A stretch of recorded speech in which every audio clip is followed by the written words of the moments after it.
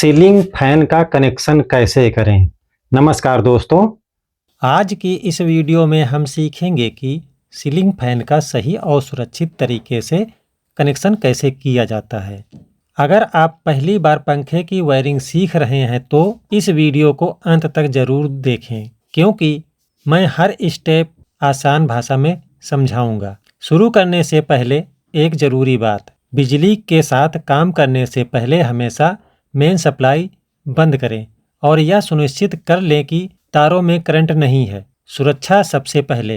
अब बात करते हैं कि सीलिंग फैन के लिए आपको कौन कौन से तार मिलते हैं। आमतौर पर सीलिंग फैन में 2 तार होते हैं, एक तार फेस के लिए और दूसरा तार न्यूट्रल के लिए होता है। तो यहाँ पर आपको कुछ टूल्स की जरूरत पड़ेगी, तो प्लायर है, टेस्टर है, तो आप टेस्टर की मदद से आप यहाँ पर फेस को चेक कर पाएंगे।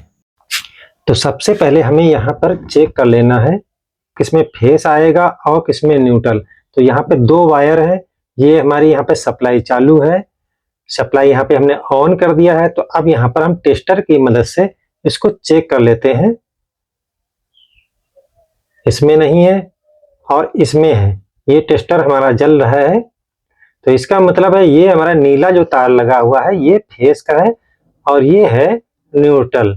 अब इसी के हिसाब से हमें ये 2 वायर को चेक करना है। ये हमारी मेन लाइन है जो ऊपर से फैन बॉक्स से नीचे इस रॉड से यहाँ पे निकल रही है।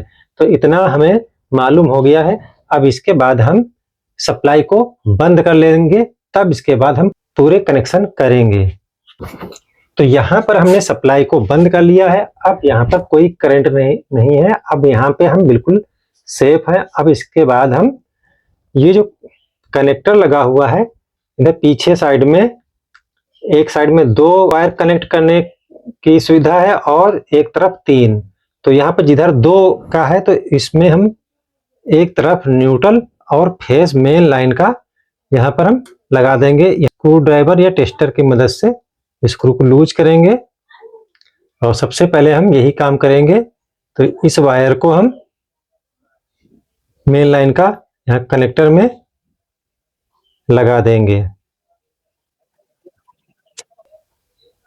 वायर को एक बार खींच के देख लेना है कि कहीं हमारा वायर निकल तो नहीं रहा है। कनेक्शन हमारा प्रॉपर होना चाहिए, लूज पॉइंट बिल्कुल नहीं होना चाहिए, नहीं तो स्पार्क हो जाएगा और वायर हमारी कहीं भी टच कर सकती है, पंखा हमारा खराब हो सकता है। इसी तरीके से हम दूसरे को भी यहाँ पर लगा लेंगे। तो अब ये हमारी मेन लाइन यहाँ पर लग चुकी है। अब यहाँ पर बचे हुए हैं हमारे 3 वायर जो हमारे पंखे के अंदर से निकल रहे हैं। किसी में आपको 4 वायर भी देखने को मिल सकते हैं। अब यहाँ पर 3 वायर हमारे ये वाइंडिंग से आ रहे हैं अंदर पंखे से। इसमें एक लाल तार है, एक काला है और एक है पीला।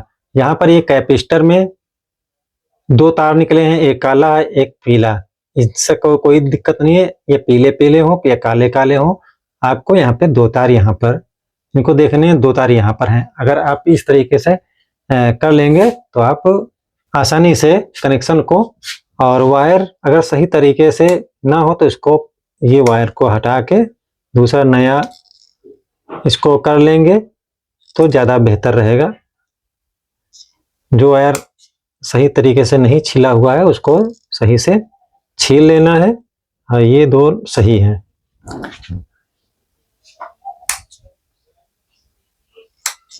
अब यहाँ पर हम सबसे पहले हमें क्या करना है, एक तो ये जो लाल तार है ये हमारा वाइंडिंग से 2 वाइंडिंगों को आपस में मिला के ये लाल कलर का दिया जाता है। तो एक तो वायर को हम इसको हटा देंगे। अब यहाँ पे बचे हुए काला और पीला, तो एक पीला वायर और इधर का एक कैपेसिटर का वायर को हम आपस में यहाँ पे आपस में मिला देंगे और एक काला और इधर भी काला, हम इसको भी आपस में हम मिला देंगे। इस तरीके से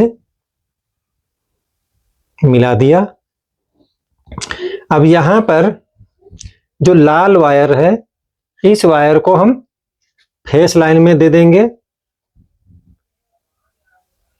फेस में इसको दे देंगे, टॉप में हम इसको लगा देंगे। लाल वाले तार को इस तरीके से यहाँ पर हमने इसको लगा दिया। एकदम आसानी से समझाने की पूरी कोशिश करेंगे कि जिससे एक ही बार में आपको कनेक्शन करना आ जाए। तो ये हमारा लाल तार लग गया, एक सप्लाई हमारी डायरेक्ट पंखे के अंदर हो गई है, ये कनेक्शन हमारा पूरा हो गया। अब दूसरा जो है, दूसरा यहाँ पर काला वाला हम ले लेंगे। आपको यहाँ पे काला और पीला, ये जो कैपेसिटर के साथ में लगा हुआ है 2 वायर, इसमें आपको एक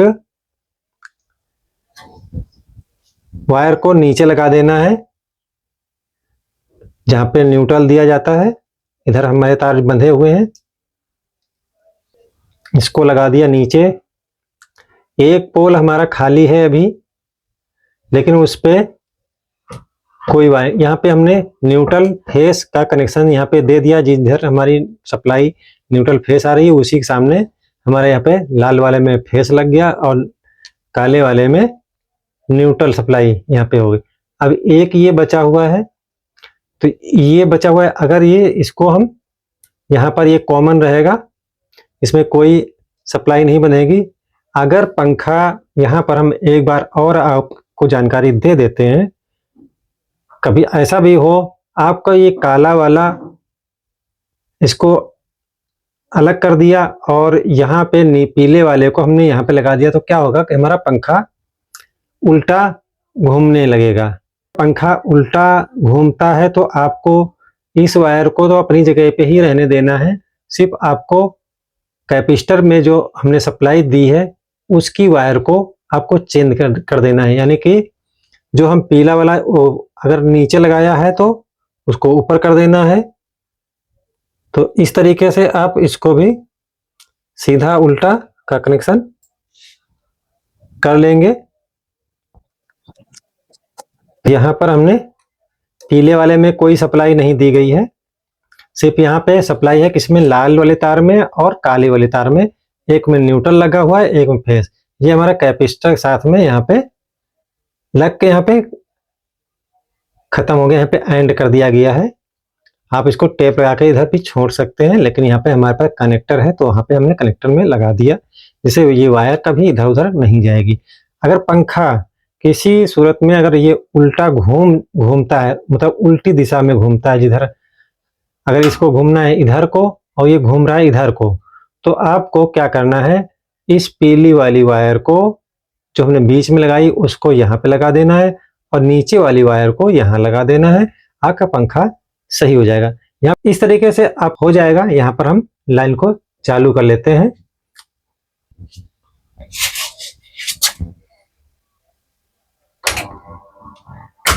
तो इस तरीके से पंखा हमारा चालू हो जाएगा। पंखा सही दिशा में घूम रहा है, इसका मतलब ये कनेक्शन पूरी तरह से ओके है। दोस्तों उम्मीद है कि अब आपको समझ में आ गया होगा कि सीलिंग फैन का बेसिक कनेक्शन कैसे किया जाता है। अगर यह वीडियो आपको पसंद आया हो तो वीडियो को लाइक करें, चैनल को सब्सक्राइब करें और बेल आइकन जरूर दबाएं, ताकि ऐसी ही उपयोगी इलेक्ट्रिकल जानकारी आपको सबसे पहले मिलती रहे। धन्यवाद, मिलते हैं अगले नेक्स्ट वीडियो में। जय हिंद, जय भारत।